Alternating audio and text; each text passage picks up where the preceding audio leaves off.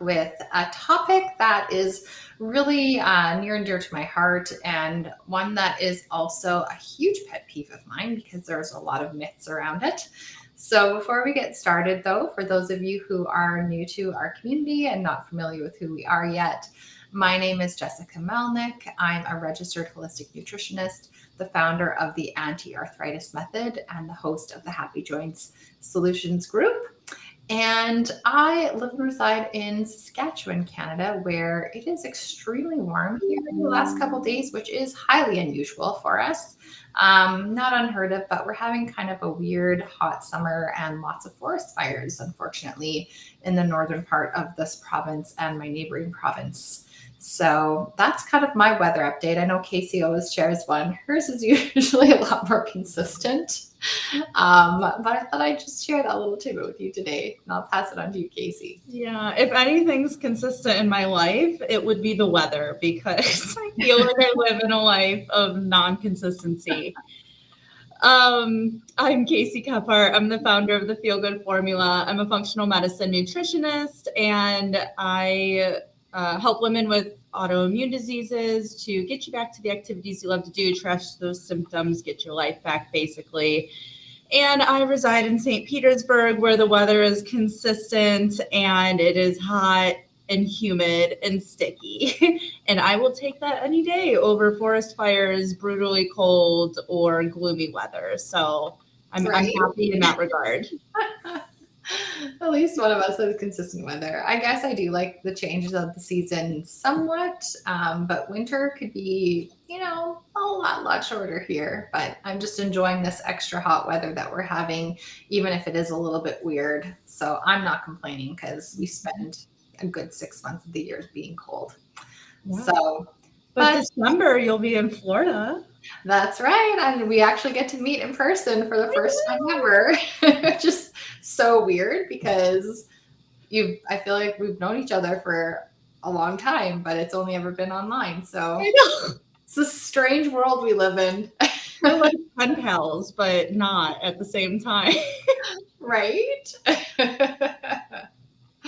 Oh, too weird. But it's amazing that we can actually do this from so far away in the world from each other. Yeah. So, like I said, today is a topic that I find really fascinating because I always grew up thinking that eating high fat foods meant that you're going to get heart disease and it's going to clog your arteries. So, we're going to talk about some of those reasons why that is just way too a broad sweeping thing that we were kind of led to believe, and what actually science is showing.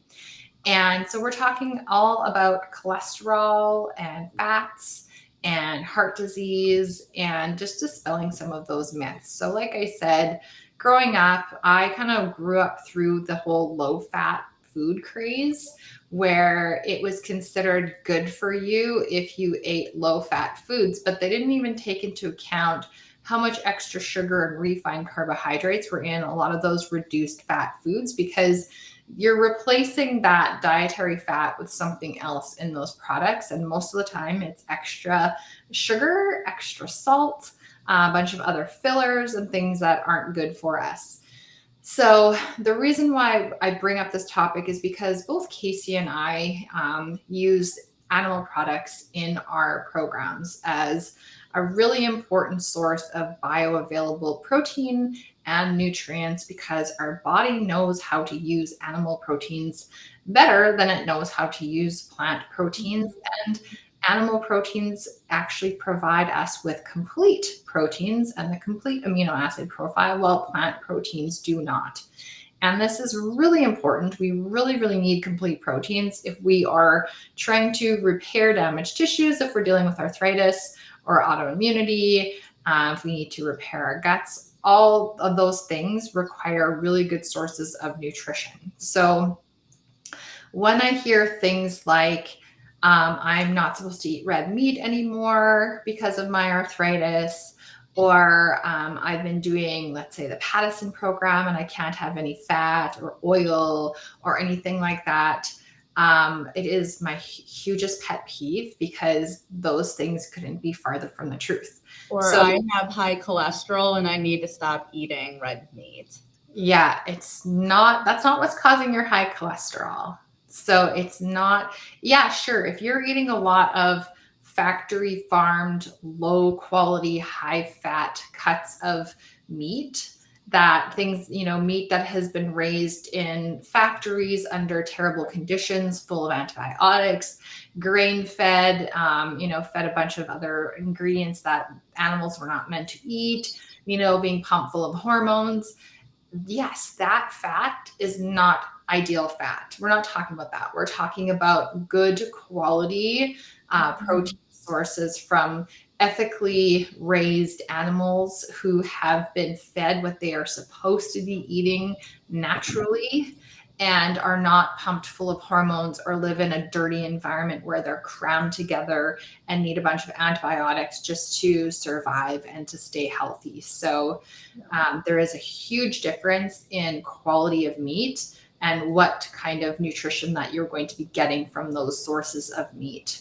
So, let's just back it up a little bit and talk about what actually is cholesterol, because I think that I know, at least I didn't really think about it. All I knew is it's like, oh, it's this bad substance that you often get from food that is going to clog your arteries. So cholesterol itself is a fat like waxy substance that is in all of our cells and some of our foods. So it's actually necessary. We need cholesterol and it has many purposes. So, cholesterol is good for things like fighting off cancer, reducing oxidation in our body, aging and depression, optimizing our sex hormones necessary for our sex hormones, forming our structures in the brain, supporting our mental health and our cognitive function, being able to absorb fat soluble nutrients into our bodies, ushering nutrients and triglycerides into our cells to be used for energy. It is the precursor to the creation of vitamin D, which we all know we absolutely need. It's also the precursor to creation of our hormones and our bile salts that break down carbs, fats, and proteins. So we need it for digestion. Now, our liver actually manufactures cholesterol for us as well because it is a necessary thing. But we want to maintain our cholesterol levels in acceptable limits. So it's only bad if it's actually oxidized. And that happens through eating the wrong diet and having a sedentary lifestyle. So our arteries can get hardening from a lot of free radicals, which comes from unhealthy diet and unhealthy lifestyle factors. So let's talk a little bit about cholesterol lowering drugs. Did you want to talk a little bit about that, Casey? Because I know these are prescribed a lot. It's really, really common. And it doesn't necessarily have to be a necessary thing if you make some tweaks in your diet. Just like a lot of pharmaceuticals or most pharmaceuticals, preventative medicine or management medicine. When you take a pharmaceutical, i.e., we're going to talk about cholesterol pills, it depletes nutrients in your body. So, meaning it will strip away nutrients, making us maybe depleted in them. So, a cholesterol lowering drug depletes nutrients such as CoQ10, which is good for your heart and your metabolism and your energy and fertility. Vitamin D, which is good for our immune system, our bones, our joints, our mood, autoimmune disease. Vitamin B12, vitamin E, vitamin A, iron, and vitamin B9. So a lot of those nutrients that the cholesterol lowering drug depletes sounds like you're going to be tired, you're going to be more sick, and you're going to be having a lower immune system. So take your pick. You know, with all of these things, you can help with lifestyle and diet, or we can take the fast way out and take a drug that you might need to take another drug for the side effects that you're going to get. Hey, you'll have lower cholesterol, but you also might be a little more sick, a little more tired. You might have no more sex drive, maybe some liver damage. Other things that cholesterol lowering drugs can do is liver damage. is muscle aches and weaknesses and low steroid hormone production. So maybe your sex drive, gut disturbances. So maybe a stomach ache or a leaky gut, which we've talked about before with autoimmune disease, increased risk of cancer, stroke, aggression, and immune resistance. So, of course, all of the pharmaceutical companies need to say this because it is a liability and you can get these things. How rare they are, we don't really know. But this goes to show that if you take a drug, it's going to have side effects. If you do diet and lifestyle changes, your side effects are only thriving and only feeling better. Um, so we want to err on the side, not even err on the side. We want to try to persuade you to start with your diet and lifestyle, learn the right mechanisms to how to lower your cholesterol um, and prevent I can never say this word, atherosclerosis. There we go. Um, so, foods to eat to reduce your cholesterol. So, we want to reduce when you have high cholesterol, it's called you have a high LDL level. When you have good cholesterol, you usually have a high HDL level. So, how to reduce the high LDL level, again, the bad one, is eating things which you might be like, what the heck, Casey? Things like avocados, yes, it's a fat. Things like olive oils and avocado oils, no vegetable oils, please.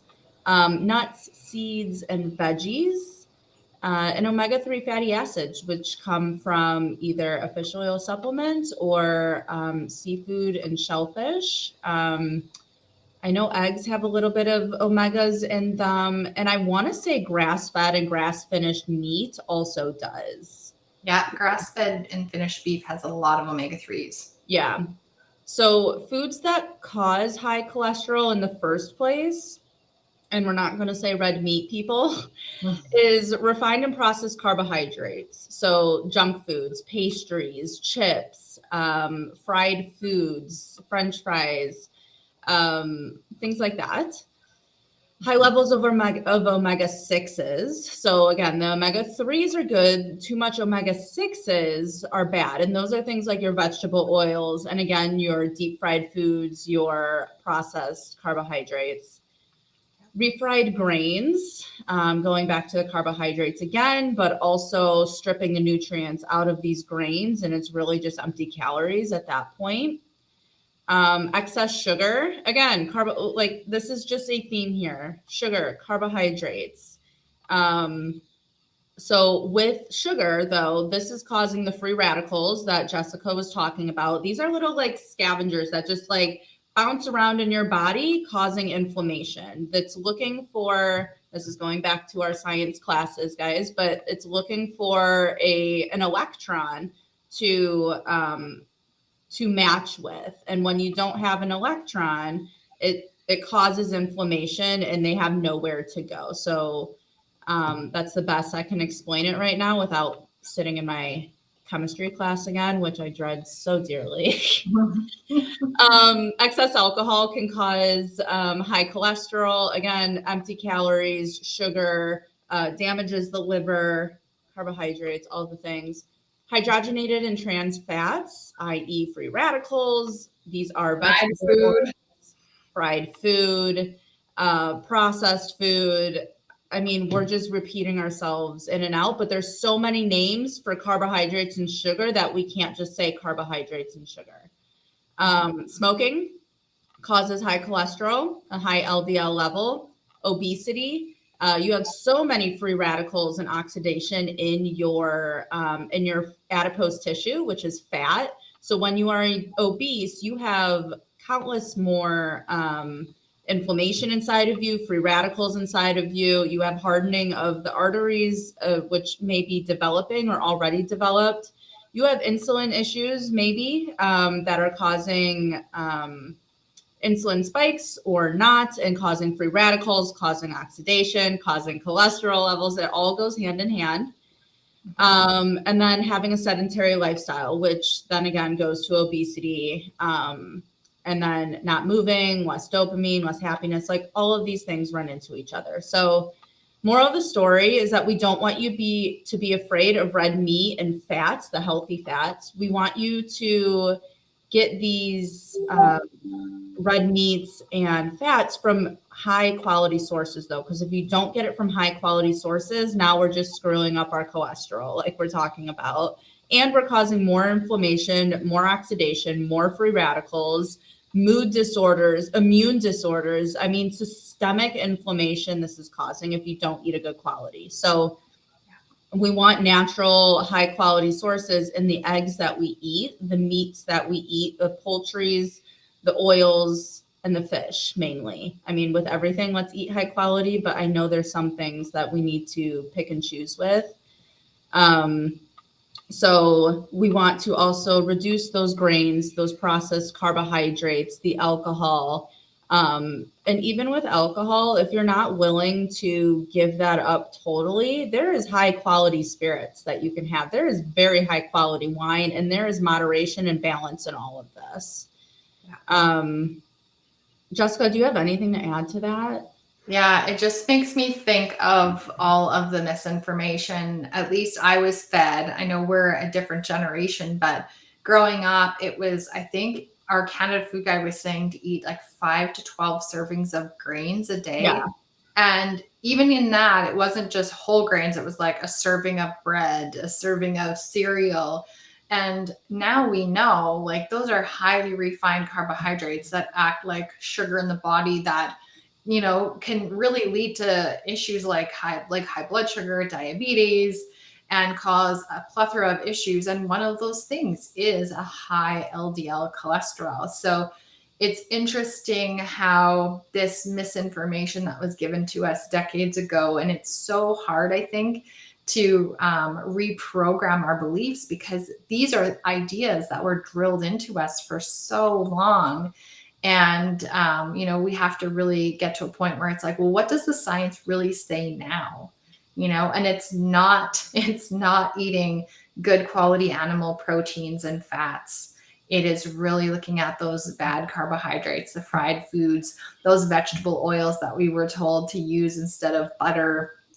These are kind of fake foods, processed foods, and they're the real culprits here. So I hope that, we just opened your minds a little bit to these things, or just maybe confirm some of the ideas that you've been hearing about, but, weren't really sure about because, like I said, we were told these things for a really long time. And I think the food industry has a really strong way of getting us to believe what it wants us to in order for them to make money versus what actually is good for us and our right, health. right. So it felt good to get that off my chest today. One last thing, though, that I thought of with cholesterol is our body does make our own cholesterol. It doesn't just come from the foods that we eat. We make it, our body makes it to stay alive, again, for our brains and for fertility, and so many other reasons. And if you have high cholesterol, that doesn't automatically mean it's bad because it matters on the particle size of the LDL particle, and it matters if that particle is also oxidized. So just because you have high cholesterol, that does not mean that you are gloomed and doomed. Ask more questions, ask for more tests, but also um, follow up with a functional medicine practitioner and see if you're eating the right things for your cholesterol. Um, yeah, that was the end of my thought. Yeah, absolutely. So hope that was some food for thought for all of you. And I will be back on Thursday to share another recipe that is not going to give you high cholesterol, likely going to have fat in it though. So just have a good rest of your day, everybody, and we'll see you again soon. Bye.